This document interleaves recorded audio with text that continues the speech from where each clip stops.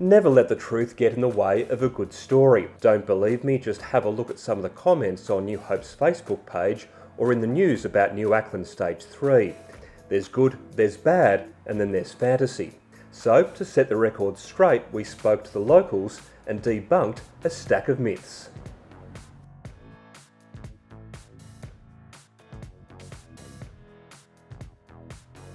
One claim is that no locals work at NAC. Well, that's absolute rubbish. Like here at New Auckland Coal, we employ local people in all departments. You take my department, for example, out of the 18 people who work in my team, 16 of them live within an hour of the coal mine and the other 2 live within an hour and a half.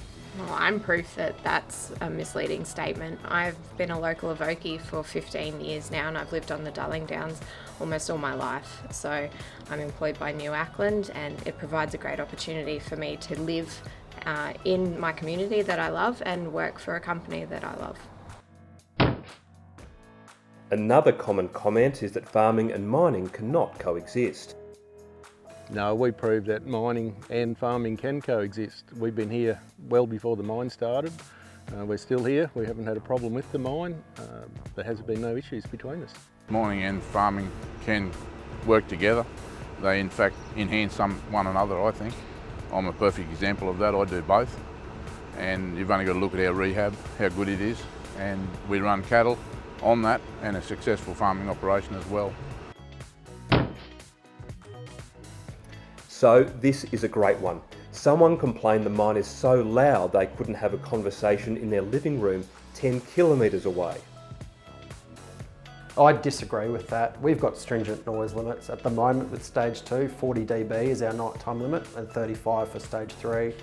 These guys are monitoring the dashboard 24/7 and an average conversation in the house would be something like 60 decibels. So here we go. Some would have you believe that New Auckland is full of fly-in, fly-out workers. We've got a heap of people that are local is in 10 minutes away, and the majority of the workforce, aside from that, is from Toowoomba or Oakey or Dalby. They're all locals. Nobody's flying in, flying out, nobody's from interstate, it's all here. We don't employ any fly-in fly-out workers. We employ locally here. All our workers, all our workforce go home every day to their families. We don't have any camps. We don't provide camp accommodation. And we just try and employ locally and keep that business here local. One that appears regularly is that New Hope doesn't support the local economy. Well, that is absolutely not true as well. So the amount of money that flows through our local economy through just employing locals and those locals shopping at businesses and shopping at the local butcher and putting their kids through the local schools is in the hundreds of millions of dollars. We employ local, we spend local. We're Queensland based. We've got our head office down there in Brisbane. We employ people from here in the region. We spend our money local. We spend our money in Toowoomba here on the Downs, in the southeast corner. We do everything we can to spend local and keep our money local. Well, I know for myself, I always buy my products or fuel locally. Always spend time in the local community at the shopping centres or other businesses around. And I'm sure everyone else at the Auckland mine is exactly the same. We're all local, so we all spend our earnings locally. Another good one is that local farmers don't support the mine expansion. We have a farm and we rely on my job as well as my husband's job to keep those farms going. They're not viable and not profitable enough to survive off and support a family without outside income. And there is a lot of people here that are farmers and do the same thing. They need these type of jobs that give them the flexibility and the income that allow those farms to keep surviving. Many would have you believe that New Hope does not care for its workers. There is absolutely no evidence that they don't care about their people.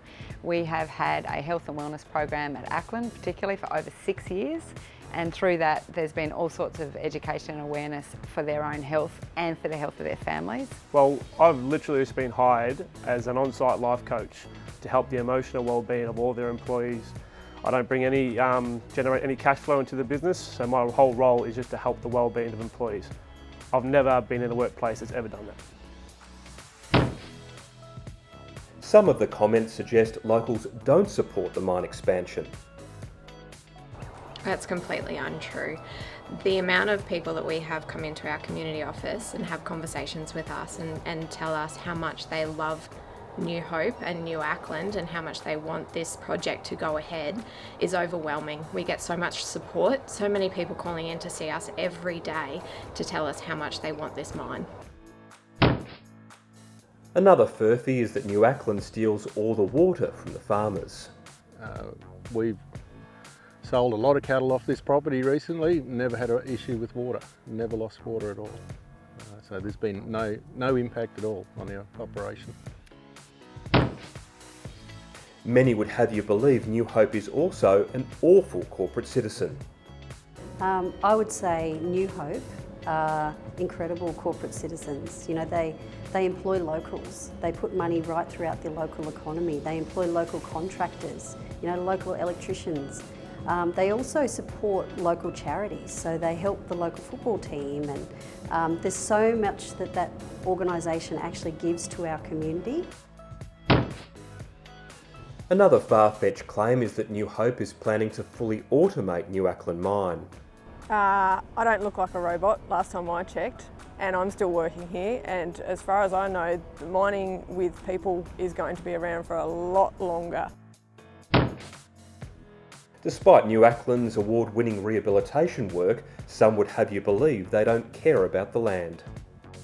And New Auckland have certainly been at the forefront of doing, I think, a responsible job out there. I'm local all my life and have driven past it and been amazed, to be honest with you. Some of the country that they've rehabilitated is, I think, probably higher producing than what it was. So, there you have it, the facts. Turns out Abraham Lincoln was right when he said not to believe everything you read on the internet.